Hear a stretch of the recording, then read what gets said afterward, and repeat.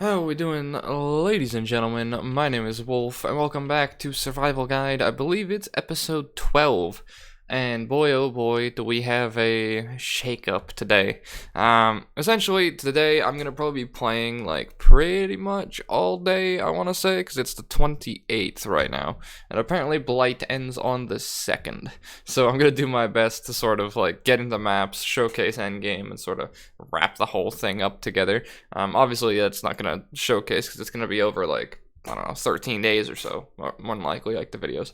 However, there is something that has happened recently when I was streaming. Those of you who watch my stream know what happened, and it was kind of fucking insane. So, gentlemen, you know how I was going to farm a chin soul? Well, let's just say it dropped for me while I was farming, and then I 5-linked it in 6 views. Yeah. So I'm gonna use this, but have no fear, I will show you how to farm it once we get to endgame. This episode is going to just be me going and doing all of the Act 10 stuff and getting to actual maps. Then I will showcase how to do maps and the endgame and that sort of stuff, even though that will probably change with the upcoming Conquerors of the Atlas League. But if some of the stuff stays the same, then you'll be able to get some information out of it, hopefully. So we're going to throw that fella on, and we're going to replace my current bow and put in this link setup. This also opens up me using an Elder chest piece, but we'll leave that till way later. I will probably put actual gear on, but that's not going to be for a while. Okay, split arrow, vicious projectiles, deadly ailments. And what was the other one I was going to use? Mirage? I think it was Mirage. Mirage or GMP, right? Well, actually, no, not GMP for this setup. It's a bit whack. Lesser. I know it was Brutality. I think it was Mirage or Archer Brutality, so I'll put that in there. And then we'll switch Dash. And just casually, you know, pretty much double my DPS from Chin Soul. Also, doesn't that thing just look fucking cool? Or is that just me? It might just be me, but Chin Soul looks really sick. It looks even better if you, like, use dark MTX and whatnot. So what Chin Soul is going to do is that it's basically got point blank, which is a modifier that gives 50% more damage with arrow hits at close range. This used to be 100%. They nerfed it. I still have an unnerfed Chin Soul in my standard stash. It's pretty damn good. Also, this one's a 5-link, which is kind of fucking hilarious. This also stacks with point blank. So if we're playing up close, like close range, for when we shotgun our fucking split arrow right in their jaw, we're gonna get 50% more damage, plus knockback at close range, which is, you know, where it matters. Obviously, we're playing a range build, which means I might go about taking point blank as well and stacking that on top, because that means any enemy at close range is going to get a massive bleed, because I'm gonna hit them like an absolute freight train. Which obviously then gives them massive physical impact, which then gives them mass bleed, which, there we go. Point blank style is probably going to be very, very good for, like, bossing on that sort of stuff, and we'll see as we get into maps in the later episodes. I say later episodes, it's going to be like 2 hours for me, but still. So, to go about farming Chin Soul, you need to make it to endgame, and the map you need to do is named Alleyways. I've never seen Alleyways over, like, tier 3, so at the moment it is a tier 2 map. I have 19 of them, so if I wanted to farm a Chin Soul, I would just run this over and over and over again to get a divination card called Rising Fire, which I should have. Where are you? I could have swore I had one. Maybe I don't. I might not. But yeah, it's a divination card called Rising... Is it the Rising Fire, I believe? That gives you a Chin Soul. It's a 6-card set. And then you turn them into Navali. So you just farm tier 2 maps, which are really easy to do. Like, you can do tier 2 maps on a literal 2-link if you wanted to. I still have decent clear speed. Just roll it with an alchemy orb if you really want to try and maximize your drops. Otherwise, just put a transmute and an alteration on it, and just go for it. or transmute and then augment, sorry, and just spam run the map over and over and over again. It's a good way to get rid of your lower tier masters. I'll explain this when we get there. But that would be how I would go about farming that, and I will showcase that when I actually get there. Okay, so Act 9. Let's just kind of go through this and progress through, shall we? All in all, Act 9 to Act 10's pretty quick, pretty easy. There's no real issue. I have most of this memorized because I've sat in Blood Aqueducts for a decent amount of time on basically all my characters. So this last little bit takes, I don't know, maybe a half hour to an hour, depending on the build, depending on the character. And then we're finally in maps, so. I generally consider once I've hit Blood Aqueducts to be like endgame. But then I remember, oh shit, I still have to do the rest of my character. And then, you know, there we go.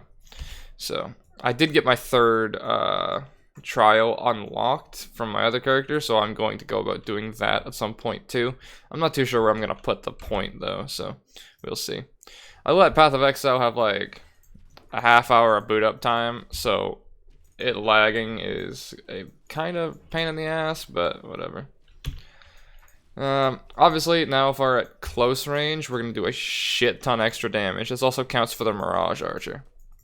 Considering, for whatever reason, my playstyle of playing Ranger is to stuff my bow in their face, it's going to give me extra damage for playing like an absolute monkey. So, I'm not going to argue. I believe it's to the bottom right. Yeah, there we go. I'm so used to playing melee characters and whatnot that I just run at everything. So as a result, I mean, if I can get bonus damage for the way I play, I might as well, right? Might as well. You can see everything's getting pretty much one shot. I mean, obviously it is non-map trash, but keep in mind we're optimizing around a farming build. So I don't know how high I'm going to be able to go in maps when I actually get there. I'd say obviously like minimum T10 without any real issue. I do need to get more life on this character, but there is also something that I kind of can teach there. It's pretty simple, really. When you level up, your max HP pool goes up. So this is more effective on like strength-based characters because your strength also goes up when you level. I'm pretty sure. Don't quote me on that one. But when your character does level up, the amount of max HP you get actually increases, like the little bit of plus max you have goes up, which is then multiplied off of the percent max you're getting from the skill tree. That's how you're able to see characters at like 5k HP, if not like higher than that.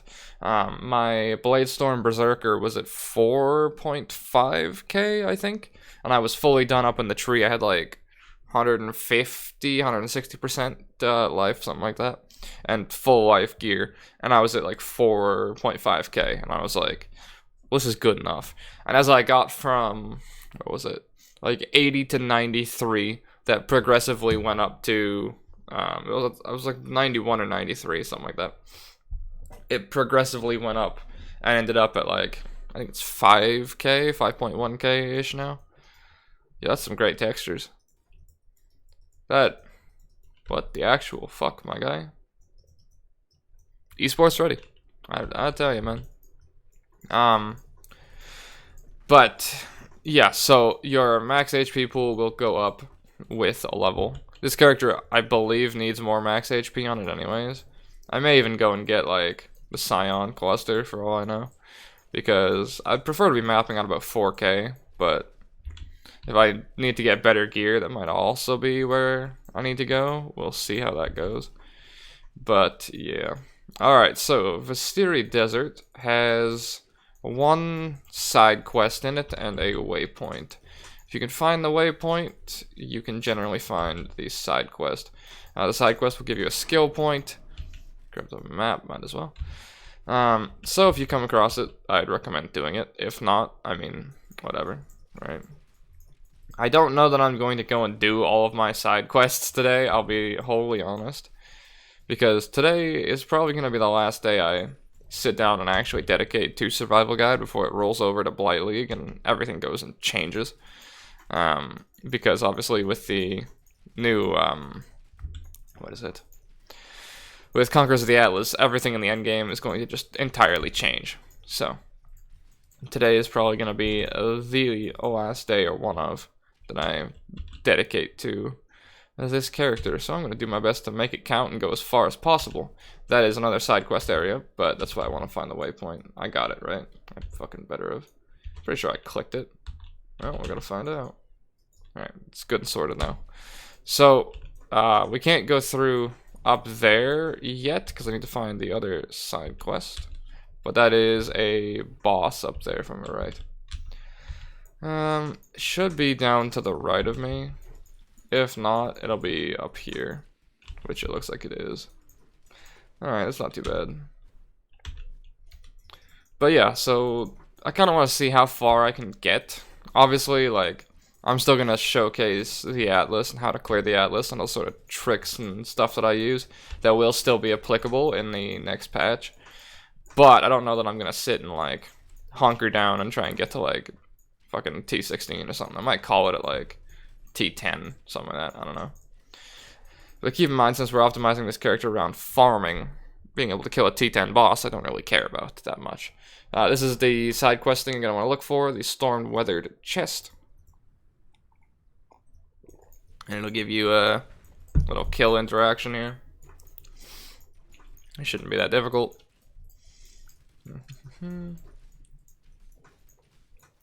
I didn't mean to pick that up, but alright, thanks.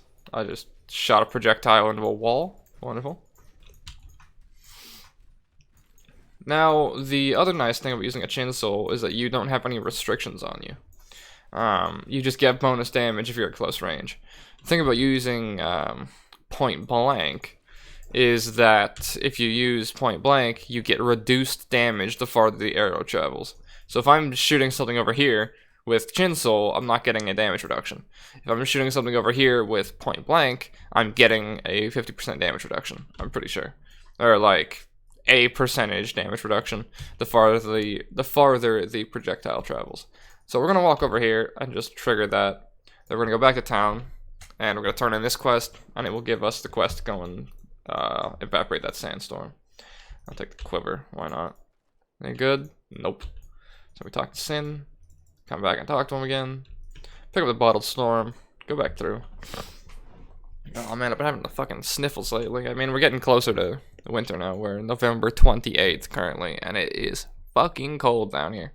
So, even with the heat on and a coffee in front of me, my body is still, like, sniffling and cold as shit, so. Oh well.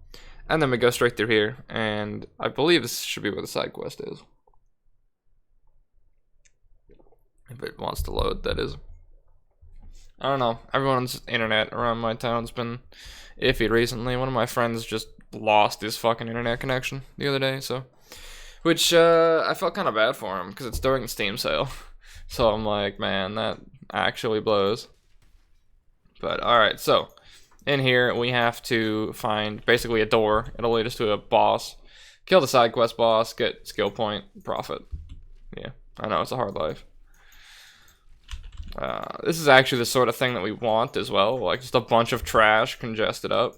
This is fantastic for this sort of build if you want to have a spot to farm or get XP.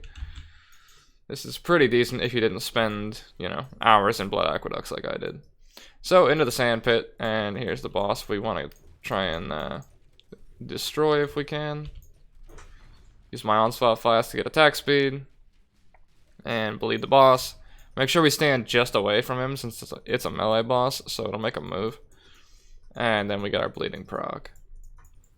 Let's try and avoid this. We do have to stay generally with the tail. Just gonna move, pop up, and then do an attack. So if you run all the way through, you're not gonna like get anywhere. You just have to wait for the animations to go off. And if you actually outrange it, the animations won't go off. So just run with it. Just trust me, I've made that mistake on many characters. I'm just like, can I just run to the end? And then I'm sat there waiting like a dumbass, and you know. So no, you can't is the answer. Oh man. And then it goes one more time. Go on, where'd it go? Do your little animation, then open up the door. And on to the boss fight. Make sure I get him bleeding. Try and make him move. Avoid that, because, you know, that would hurt. And what's going to happen is you're going to get ingested in quicksand, and your movement speed and attack speed is going to go way down. So just kind of play it slow, play it carefully. If you're in hardcore, this boss can be kind of a pain in the ass. Just don't get one shot. I mean, just don't get one shot, 5 head. But still, pretty easy at the moment anyways. Obviously, trying to keep him bleeding is kind of our main goal, because he doesn't move a lot. I'm pretty sure he's invulnerable when he goes underneath, but still. Don't really have any mana issues since I took blood magic. Move out of the giant slam. And there we go. And then we portal out. And we're out of here. Now, don't hit in the quest just yet. Just, I mean, you can if you want. But go back to the waypoint to make sure that the version of ours is still here. Because this disappears in, I think it's 15 minutes, something like that. So just make sure that yours doesn't, like, disappear. Because it's pretty easy to find where to go next after you get to the waypoint. It's just, like, to the left here. There you go. What the hell is that? Astral plate. Nope. I'm good. I made my own loot filter. I'm probably gonna need to update it for playing Ranger, but yeah. Alright, so straight through here, straight through the foothills. And most of this act is pretty much the straight shot to the end. And same thing with Act 10. Act 10 you can be at Katava in like the blink of an eye. It's pretty easy. It's quite nice because, like, not only are you hyper powerful from, you know, putting on all your gear and blood aqueducts and farming and all that. So, Waypoint, Boiling Lake is a boss in here. Then we go for a different boss afterwards, and then we're just about done, really. So, not only are you, like, hyper powerful from having spent that long farming, the rest of the acts are also, like, pretty quick. Which is even better, just lets you get into endgame that much faster. I killed something over here with that split arrow. Oof. I mean, I'm not gonna argue, but damn. I only really need one shot on most things.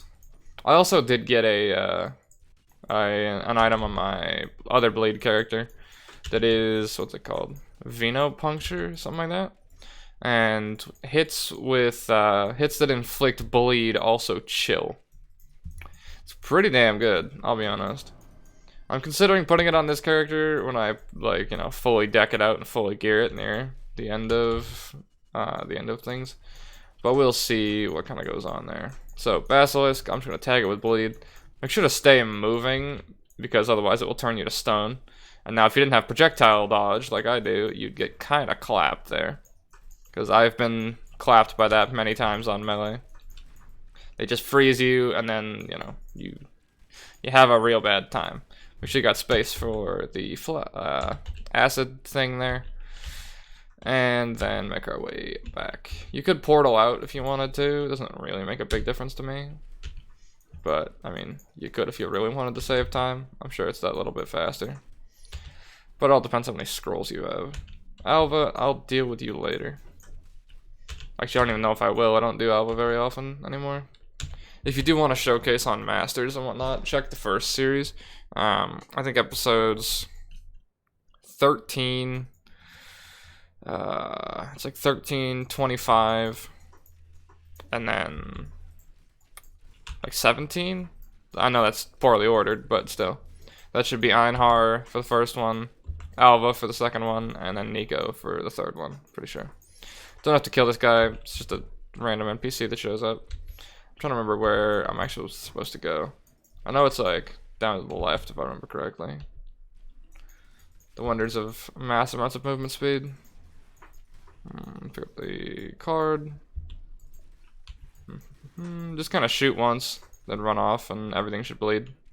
That is the build that we tried to set up. It seems to be working pretty exceptionally. Alright, through the tunnel. Make our way through. Honestly, I'm pretty impressed so far, because obviously since we're making a speed farming type character, I know it doesn't look like a lot, but at the same time it leaves a lot of room open for putting on rarity gear, right? Which is what you want to try and get away with solo self-found, with fucking rarity speed farm characters. You want just enough to kill whatever map boss you want to farm, and then you want to just be able to power farm the absolute shit out of it.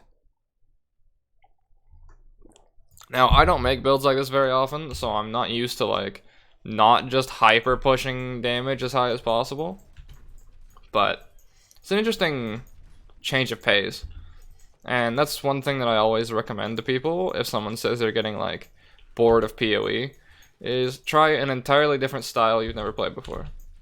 Or take something you've never done before and push it to its absolute limit. So say you've never done Delve for whatever reason. Well, make a character and just do a shit ton of delves, and you know, maybe you'll reinvigorate Path of Exile by doing that. Maybe you find you really enjoy it and you make it your goal to try and get as far as possible in delve, like I do. Every league, and now you've got something to look forward to. Maybe you retire to maps, or maybe you've never done incursion, so for a league you make an incursion character and you just do everything there is to do. Or maybe you've never done betrayal fully and you sit there and you buckle down and you figure that out. Speak of the fucking devil. We'll deal with that when we get the maps. I'll show you all the fucking dudes there. But yeah. In my case, what I hadn't really done all that often, and I still haven't really dove into that much of it just yet, is endgame content. I have done a decent amount of like endgame mapping, but I hadn't done any of the sort of like bosses or ultra high tiers that often, or any of that sort of fancy stuff. Don't get me wrong, I've done tier 16 before, but I haven't gone to T16 reliably in solo self-found yet. So we're gonna grab the waypoint over here, and we're going to look to the left. There should be another area for a skill point quest. So we just clap that fella and be on our way. It's either here or it's on the right. It could be either spot. We want to look for the edge. There we go. But yeah, so if you're getting bored of Path of Exile at any point, or you want something to kind of reinvigorate your next league, because obviously we do have Conquerors of the Atlas coming up pretty soon. And if you don't know really like what to do, or you don't have an idea for a starter build or something like that, or you're just really burned out, but you really enjoy PoE, but you just have like no want to play, or you have no idea what to do with it, my recommendation is just figure out something you've never played before and go for it. Whether that's a like a build, so you haven't played minions, or you've never played ranger, or any of that sort of stuff, then try playing something like that. Maybe you'll find something you absolutely adore. Who fucking knows? Or to give a different game style a try. Maybe try and make a delve character, or make an incursion character, that sort of stuff. Just try and do all the stuff you've never done before. If it's really interesting to you, maybe try to go for 40 out of 40 challenges. That thing's a pain in the ass, but you know, if you really want something to grind, there you go. So I found that reinvigorated things for me quite a bit. The only issue that I had, obviously, was the whole leveling process. So we'll see how that goes. Like, even for me. Alright, sure. Even for me, I was getting to the point where I was burned out as fuck on PoE. And that does happen. Like, if you play something long enough, you will eventually get tired of it. That's just how it is. Which obviously doesn't fly very well when it's what you do for a job, right? But, as a result, I was like, okay, well, how do I kind of reinvigorate things? How do I make things interesting again? And the answer for me was to just go and do endgame, take a character that I know should be pretty decent, if not, like, good enough, right? And just try and push it as far as possible. Because, like, I've done that sort of thing very sparingly, but I've had a decent time when I've done it. I've made a Blade Vortex character that took on T16, I believe it was, and all this sort of stuff. The problem that I have, though, is that every time I get around to doing something like that, or something at endgame, is right when the league's about to end. When there's 1 month left of the league, that's when you'll find me hard pushing the league. Which means that I make a character, I enjoy it, and then the next league comes out right afterwards, and it's like either I'm burned out already and don't feel like playing, or I'll play for like 2 weeks of the league, play extremely hard, and then be like, okay, well now what? because I had already played for, you know, like a month straight-ish. And that's kind of a situation that I have popping up right now. We'll see. I'm actually, like, genuinely hyped for next league, though. Like, I've had some leagues where it's like, you know, I don't really want to play Path of Exile in the first place, but right now I actually do, which is looking to make a very good league, because I have 2 new styles of game entirely that I'm going to be taking on next league, and it actually gives me something to look forward to, like, genuinely. I'm going to be playing Ultra Endgame and doing my best to go as far as fucking possible. With a Scourge Arrow Pathfinder, which is currently on the channel, the Theorycraft for that. And you'll also find a video, probably in a couple of days, of me talking about it, because League Start videos are basically free money to any content creator. They'll never tell you that, but take it as, take it from the honest fellow you got right here. That anyone who gets around to doing League Start videos will do as many of them as possible in as varying different topics as possible, because it doesn't matter if the video is good. I didn't need to take this portal. It doesn't matter if the video is good, so long as it has in the title League Start, you're gonna get a decent amount of views. It's kind of the bullshit system that we end up working our way through, but that's just how it is, I suppose.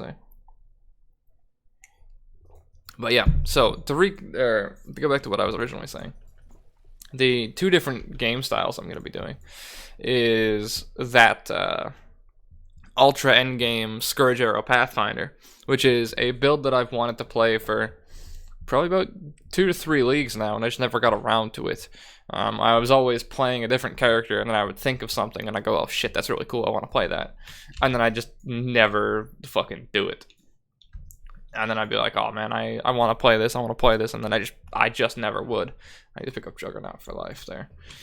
Get us that little bit more HP, got closer to 4K. And so as a result, I wind up with like a backlog of builds. At least I do personally. Let me know if some of you guys are the same. I literally made my own secondary Discord to use as a notepad, which is such a 2019 big brain thing to do. Like, why use an actual notepad when I can just make my own Discord and use that instead with different channels and stuff? And it survives on someone else's servers, so if I accidentally reset my PC, all of my information isn't gone. So that was a pretty smart one by your boy. But I'm using that to keep track of everything. And I will fully admit to you, I have some dumb shit in the backlog. I really do. Like, I want to play Incinerate, Totems, Chieftain. What else was there? There was a Spectral Throw Scion I wanted to do, a Spectral Throw Deadeye. Either way, I kind of wanted to try the Deadeye, but Deadeye requires like a Shaper weapon to make it good, and like dex stacking or some shit like that. I don't know, it's kind of weird. There was a bunch of like whack shit, and anything I just think of that sounds like, oh, that could be good, but it's also kind of meme. It goes into that Discord. And Scourge Arrow Pathfinder was one of them, because I wanted to make Herald of Agony actually good, and actually like enjoyable, because I like the style of Herald of Agony, or just the idea of it, but I hate having a Herald of Agony that does all the work for you, having your character just be there to stack poisons and or curse through like spinning Cyclone 24/7. So I decided, okay, well, where can I get a middle ground where Herald of Agony does damage and I do damage? So I decided to go for Herald of Agony Pathfinder, which does pretty decently. Like, my Herald of Agony does like 100k, just flat average damage, just baseline. Oh man. So that's pretty good. So that thing holds its own and does a shit ton of damage as a 5-link, something like that. And I do more than enough. I'm at like 1,000,000 DPS on it already, and it has just a bow. So, I mean, that's pretty good. So I'm going to be having a pretty decent time with that, and I want to take that as far as humanly possible. Because if I can get 1,000,000 damage on the character without a bow, or just with the bow, without anything else on it, and it was a pretty shittily crafted bow as well, like I can get some pretty funny shit on it. If I actually like hunker down and try. I want to like see how far I can actually take it, and I think it's one of my best options to do that with. Pick a build you think is going to be successful, and then, you know, just push it as far as possible. That is one of the game styles I'm going to be doing. The other one, I don't know that I can talk about too much. I mean, I can, but I kind of want to keep it a bit of a secret for a series type thing, but we'll see. It involves Delve and kind of making like a roguelike Path of Exile. So that's all I'm going to really say on that one, because hopefully it's going to be a series that I'll be doing next league, or starting next league, because there's a small caveat to making it actually work, which is I need a character able to do T16 that is able to farm relatively quickly and or easily, which is what I hope the Scourge Pathfinder will be able to do, is farm late game easily to allow me to get a lot of soul fight, to allow me to do the series I want to do.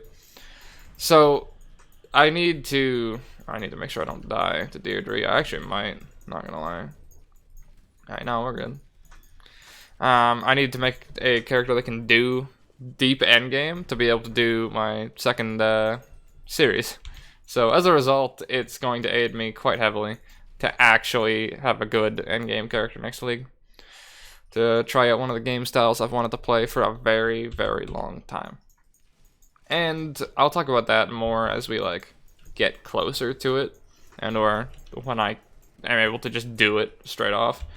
But that's something I've been looking forward to for a long time, since they're not releasing like a delve only private league or any of that sort of stuff.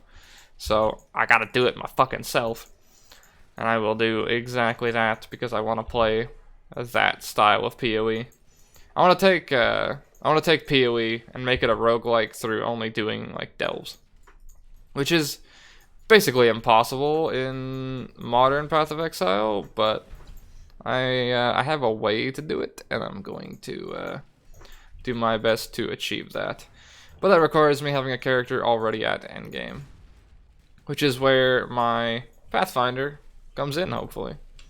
So I get my my league start, my light racing. We'll see what happens there. And then yeah, just kind of farm, push it as far as possible, get it to end game, and then that opens up my. I need to make sure I don't get clapped by these tornadoes here. Then that opens up my next style of play. So pretty good. I only realistically plan on making 2 characters next league. This is coming from someone who has literally had 7 characters in a league before. Yeah, I'm not kidding. I reroll way too often. So trying to break that habit is kind of difficult to do, because my brain thinks of something and goes, we should play that. And then I play it, and then I never make any endgame progression. So that's a habit I'm currently trying to break. And as a result, breaking that opens up an entirely new side of PoE that I don't really see very often. Which I guess is just normal PoE, but shh. So we killed this guy a couple episodes ago. It's basically the exact same mechanics aside from like a clone split. And that's pretty much it. No real issue. Through to here. And talk to Sin. And the final boss of the act.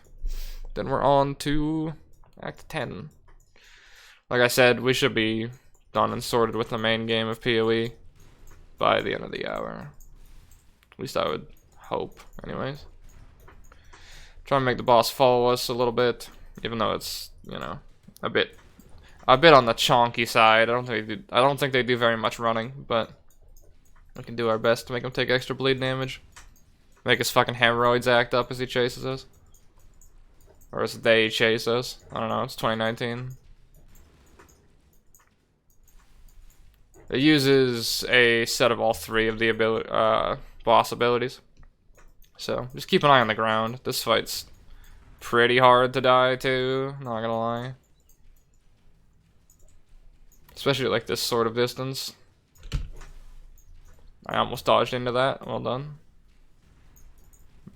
And then they run off. Obviously don't stand in that. I mean, do if you want to. I don't know. I can't tell you how to live your life. I mean, I can, but you don't have to listen to me.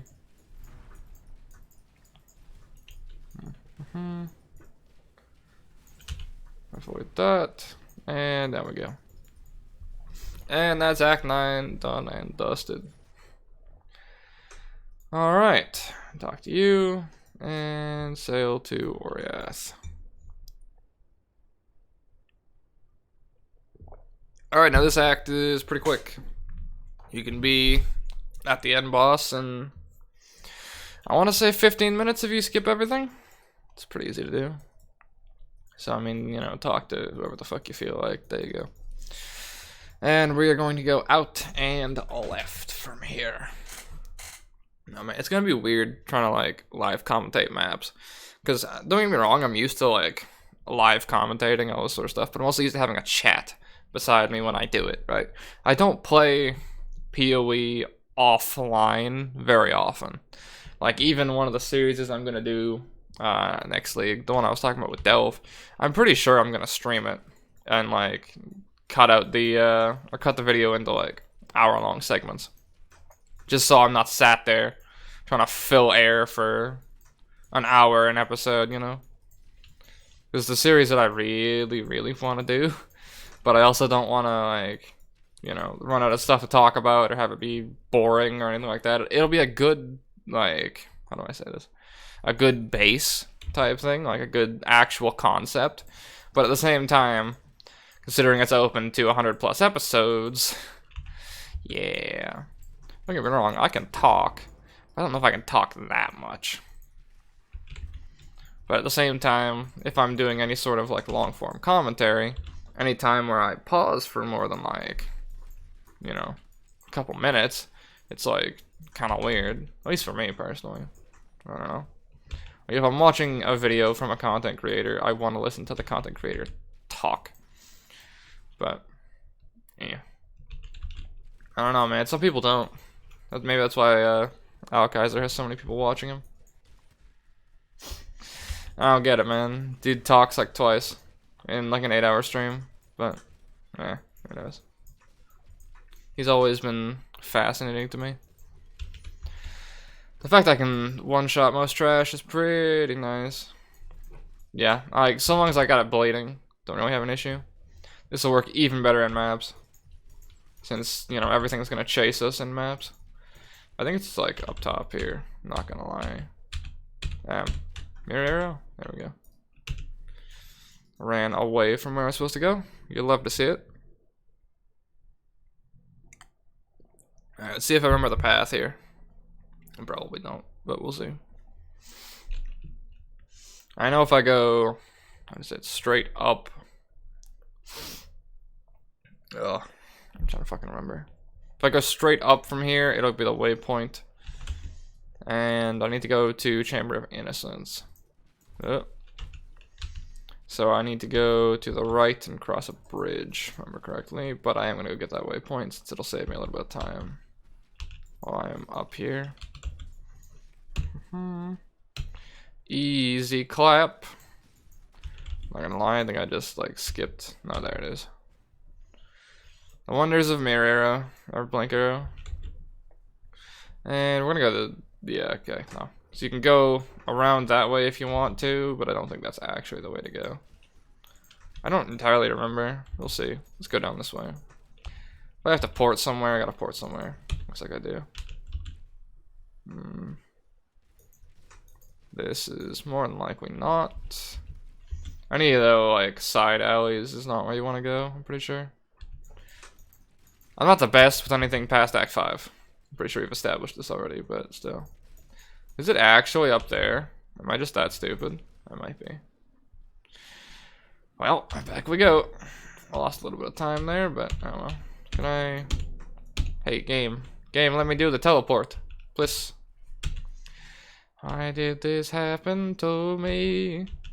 Refill my flasks. Alright.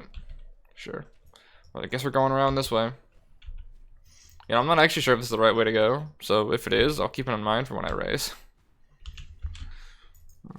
I mean, you only really need to go this way, like, once, so... Yep, it actually is. Nice. Because you have to go as far right as possible to get to Chamber of Innocence. One shot. Alright, well, there we go. And now I know for when I race, I just learned something. That should speed up my time by, I don't know, maybe a minute or two. I need to work on my front end acts, I think. Some people are getting to like ultra late game in 4 fucking hours, dude. I don't really know how they're doing that one, but I watched people hit Act 5 in, what was it, 2 hours? No, not even. It was like an hour and 1 minute or some shit like that in the ExileCon race. That was wild. That one was very wild. I wish I could be that fast. Just means I never have to worry about leveling characters again. But yeah. I don't know, I'm gonna employ some interesting tactics in the next league. We'll see if they actually work out for me. If they do, I might make like a leveling video. Obviously I won't be able to get like fucking hour and a half times, but anything helps, I'm sure. Let me know in the comments if you've made it this far what your average leveling time is to like Blood Aqueducts. I consider most of the game done. I like Blood Aqueducts. So how long does it normally take you to reach there? I'd say for me it depends on the build as well as like the drops and also like how much I genuinely feel like playing on a given day. Because I generally get to Blood Aqueducts in like 8 hours, I want to say.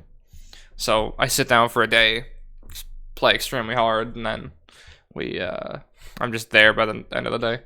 Which is kind of a pain in the ass because it means like, oh, this day is going to just be all leveling. Fucking grand. Which is not really great when you don't like leveling, but still.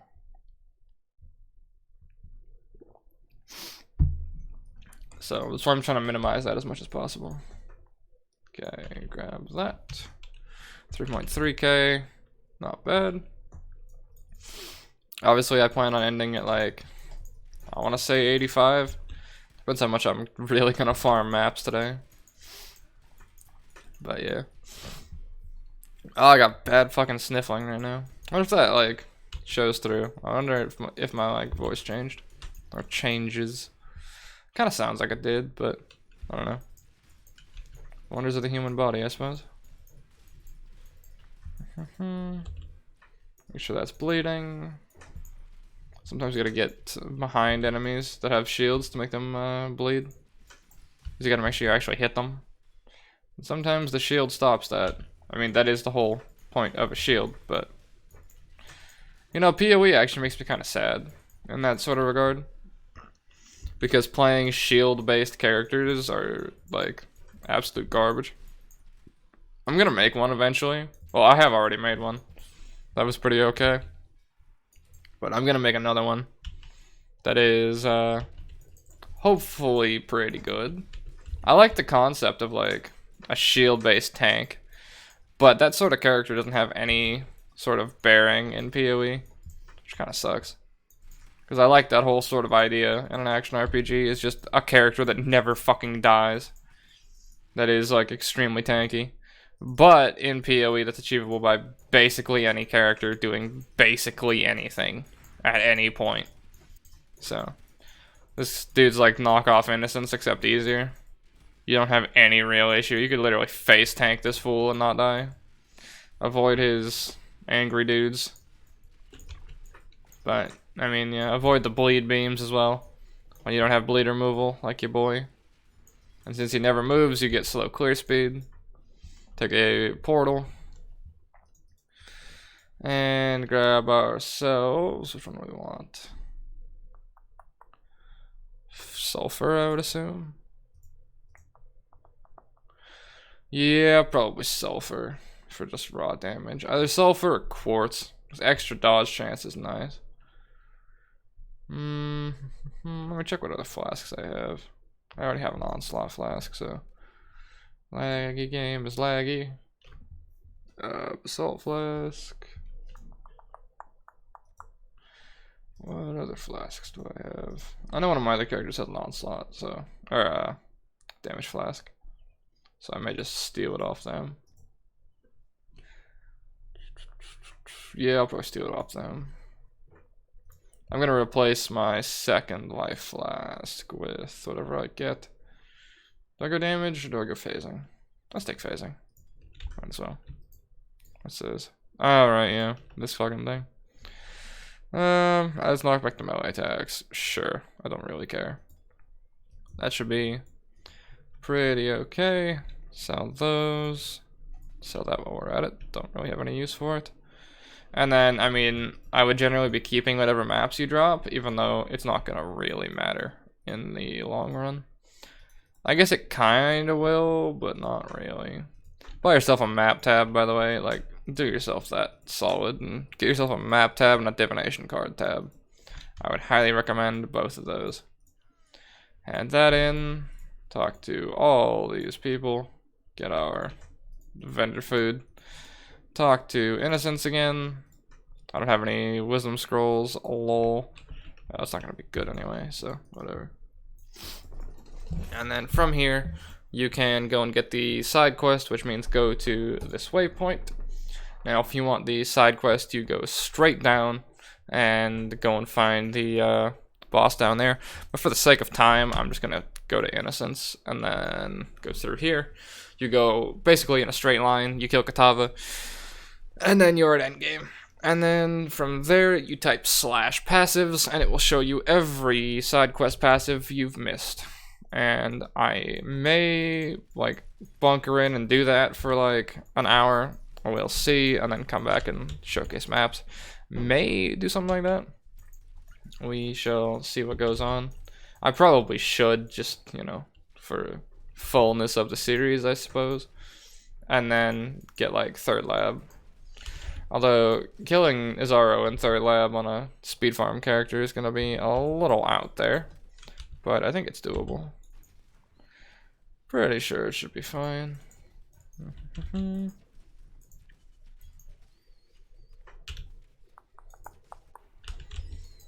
All in all, though, I'd say we've done pretty decently so far. Obviously, damage could be a little higher, but at the same time, for the purpose, we don't really need it. So, good enough for you, boy. I could cut Mirage Arrow or Mirage Archer and change the color setup to give me brutality if I really wanted good damage. I may do that. I'll be honest with you, I may actually do that. So I don't know how good Mirage Archer is gonna be, considering I'm going basically entirely off bleed once we get to late game, rather than like off the raw hit. So upping the giant bleed rather than relying on the Mirage Archer damage may be a better idea. Volax, you can tell I have my melee loot filter on, lol. But yeah. And we make our way to Katava, and such is life. I think I am gonna actually reroll the colors on this. Getting 2 red, 3 green on a fucking bow is gonna be kind of a pain though. Also depends how many chromes I have, so we'll see. I'll show you easy ways of making jewelers, fusings, and chromes in late game that I use for solo self-found. Like, I'll show you guys all my tips and tricks and all that sort of stuff in the next few episodes here. There's really not a lot that I do, or rather, there is more that I could do. Like, I could do a chaos recipe and all that sort of shit, but no. That's too much work. You know what I mean? Like, I'm fucking lazy, I'll be honest. I'm genuinely, normally a pretty lazy person, but then isn't mostly everyone, so. It all depends, because like a chaos recipe can earn you the odd extra chaos orb here and there, which, yeah, I suppose is good if you want to really buckle in and craft, but it makes you still pick up loot, so that's something. That was just a straight shot. Alright, well today I learned you can just go straight up the right side and have like no contact with enemies. And welcome to the last boss. The guy's gonna nuke my fucking resistances by 30%, which is gonna be spectacular. You can do this whole fight basically in a corner if you wanted to. You have to take his health bar all the way down, by the way, unlike the last one where you just have to get the 50%. And now our life's gonna suck because we can't do bonus bleed damage because he never moves. So I could take Crimson Dance for the boss and like onslaught it if I really cared. Gotta make sure to avoid that. I'm now also out of flasks, so pray for me. There's phase 1. Now it goes and spawns ads. Ow.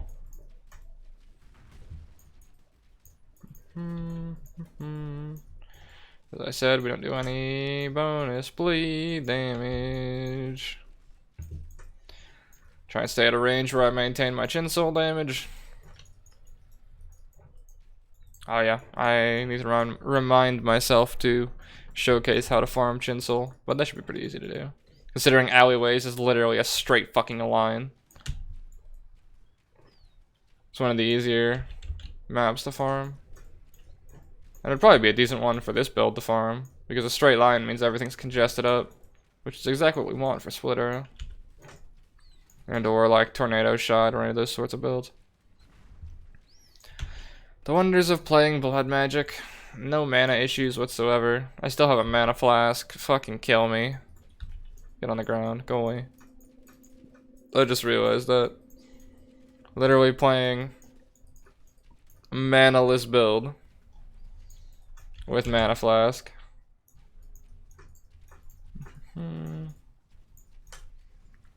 And you think I had no life leech? Goddamn.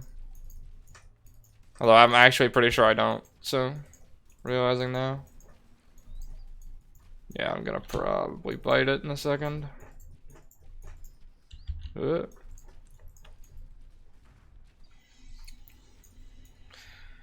And next heart phase.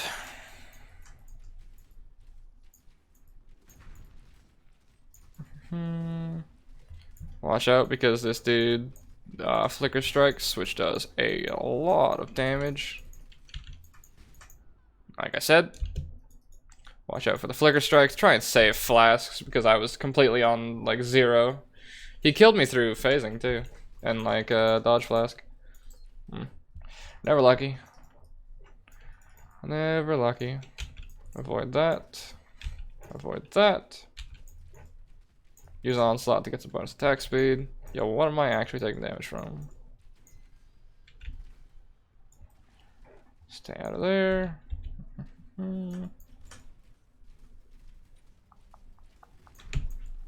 to the side. You can get away with a lot of like small movements in this fight without really having an issue. Next phase. The wonders of a final boss. Also the wonders of Path of Exile's invulnerability phases. The thing that annoys people who make builds that one-shot the entire game. Oh my god, why can't I literally just one-pop him? I don't know, maybe because they designed a boss fight and want you to see the whole thing? I don't know, you tell me. But I do kind of resonate with those people because from playing a lot of Borderlands like I do, watching a boss just literally fucking melt is one of my favorite things. Especially considering I've been playing Borderlands 3. Well, I haven't played it in the past like month or so. I should play it again. But when I played Borderlands 3, I played Flak. And I realized very early on how to make a very stupid Flak build that just one-shots the entire fucking planet. Well, I say one-shots, but like 10 shots, but very quickly. You basically money shot with a shotgun, and they just fall over. It's pretty stupid. But the thing that actually started to annoy me was phasing bosses, because I couldn't just one-cycle them. And so eventually I found a boss that I could just one-cycle and just dumpstered my whole magazine into him, and it was ultra satisfying. But those are few and far between. Most bosses had like a phase. So I was like, well, I guess I don't get the satisfaction of just one-cycling him and dumpstering him. But so I can kind of resonate with those people, but at the same time, they made a cool boss fight. They want you to play the cool boss fight. So, yeah. Alright, and that is the end of the main game. So, now, a couple things to showcase. Lily Roth, this is the chick in Act 6, who I told you to do the one side quest for. She's here with every skill gem in the game, aside from like 3. If you want to make a Vol skill gem at any point, Say I want to make like vol haste or some shit like that. Go and find haste. Buy multiple generally. Use a vol orb and then corrupt it. One of these times you will hit vol haste and or like vol war chief or that sort of stuff. That's how I make vol gems if you're curious about how to do that. And that's why I said to unlock her. She gives you basically everything you need. So to start off early endgame stuff, you want to talk to Zaina, the master cartographer, and you want to walk over to the corner up here. There will be a door to Templar Laboratory. I wonder if it'll actually do like the main intro quest again for me. Probably not, but we'll see. Because I do currently have maps unlocked. I might.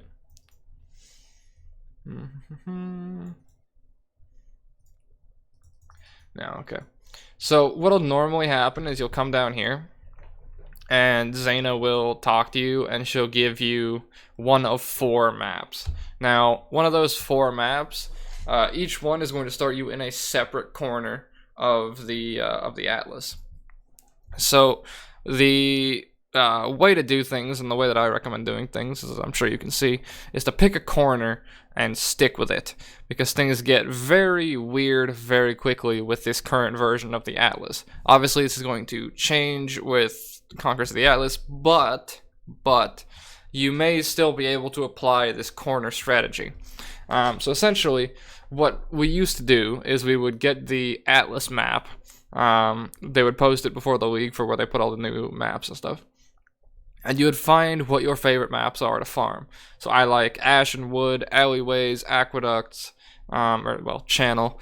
Underground Sea is really good. Fields is really good. Thicket's okay. Grotto's pretty good because it's a loop. Port's not a bad map. Coral Ruins is not fucking spectacular.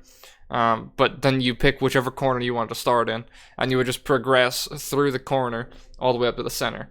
Reason being is you have a higher chance to drop maps you've already done and or maps linked to each other.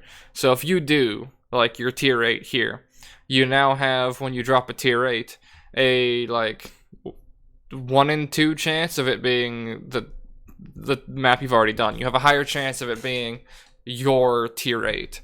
Whereas if you get this tier 8, the tier 8 down here, the tier 8 down here, the tier 8 down here, you have a chance it could drop any of the 4. See what I mean? So as a result, you want to limit it as much as possible to dropping the map that you want, because then you do that, then there's a higher chance you get the progression map to do the 9, then there's a chance you get the progression map to do the 10 up here. Like, you see what I kind of mean here. So I start off with tier 1, then we run tier 1 until it drops the Alleyways 2, then we run Alleyways 2 until it drops Ivory Temple 3, and then Arid Lake 4, Grotto 5, Resonance 6, 7, 8, 9, 10. And we do that all the way up, all the way until you get to the center, using just the corner. And thanks to the wonders of a map tab, if it even lets me show that, I need to go to my fucking hideout. Yeah. I don't know if you guys can hear the stuff going on in the background right now. We'll see. I'm gonna round this video off in a second anyways. Thanks to the wonders of my map tab, it shows me what maps I have completed, so I don't go about making that mistake of running other maps. Like, you will drop other maps, right? This Elder Infected Spider Lair, I know that's this bottom right-hand corner, right? But I'm not going to run that, because the Ivory Temple, the map that I have completed, I have 25 of them, because it's a completed map, so it has a higher chance to drop, which then means you get more of the maps you want to do, you get more of the progression maps by only doing one corner. And you can use this to push yourself forward and forward and forward, because if you combine 3 of the same map, so let's say I want to take these alleyways and turn them into an Ivory Temple. You take 3 of them, you go to a vendor, you click sell, and you sell all 3 maps, it creates an Ivory Temple.